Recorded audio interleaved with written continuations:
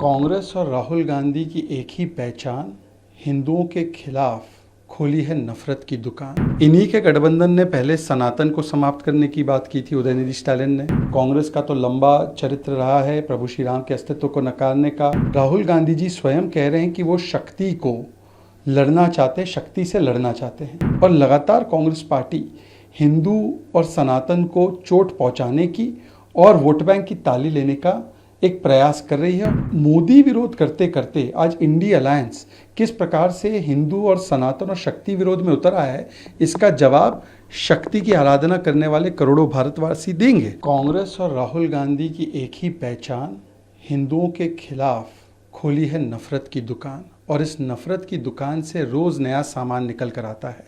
कल जो सामान शिवाजी मैदान में, वो भी उद्धव ठाकरे जी के सामने निकला है, वो तो उनके चरित्र का हिस्सा है, उनके डीएनए का हिस्सा है।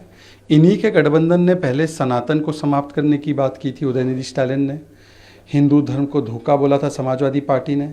रामचरितमानस को पोटेशियम साइनाइड आरजेडी ने कहा। कांग्रेस का तो लंबा चरित्र रहा है प्रभु श्री राम के अस्तित्व को नकारने का और राम मंदिर के खिलाफ लटकाने अटकाने भटकाने का, हिंदुत्व आईसिस बोको हराम होता है ये कहने का। और अब राहुल गांधी जी स्वयं कह रहे हैं कि वो शक्ति को लड़ना चाहते, शक्ति से लड़ना चाहते हैं। शक्ति के अंदर भारत की एक प्रकार से विश्वास और उसके भरोसे का वो केंद्र है। हम शक्ति को अलग अलग स्वरूप से मानते हैं, माँ दुर्गा हो या माँ त्रिपुरा सुंदरी हो। तो आज जो करोड़ों शक्ति के भक्तों को चोट पहुंचाने का काम कांग्रेस पार्टी ने किया है, ये संयोग नहीं है, ये सोचा समझा प्रयोग है। और लगातार कांग्रेस पार्टी हिंदू और सनातन को चोट पहुंचाने की और वोट बैंक की ताली लेने का एक प्रयास कर रही है, और इसी श्रृंखला में ये बयान दिया गया है। इसीलिए भारत जोड़ो यात्रा जब शुरू हुई तब भी जॉर्ज पोनैया नाम के पैस्टर ने कहा था कि शक्ति ये असली भगवान का स्वरूप नहीं है, और राहुल गांधी ने सहमति जताई थी। और आज शक्ति से लड़ने की बात राहुल गांधी करते हैं। इन्हीं के साथ ही ये राजा कहते हैं कि मैं प्रभु राम का दुश्मन हूँ।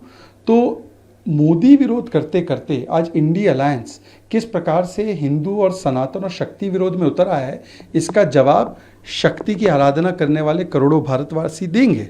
पर मैं सवाल पूछना चाहता हूं उद्धव ठाकरे जी से कि कैसे वो मंच से उतर नहीं गए ऐसी बातें सुनकर। मैं पूछना चाहूँगा ममता दीदी से कि माँ दुर्गा भी तो शक्ति का स्वरूप है, क्या वो इस प्रकार की बातों को स्वीकारती हैं? उनके ऊपर भी सवाल पैदा होता है।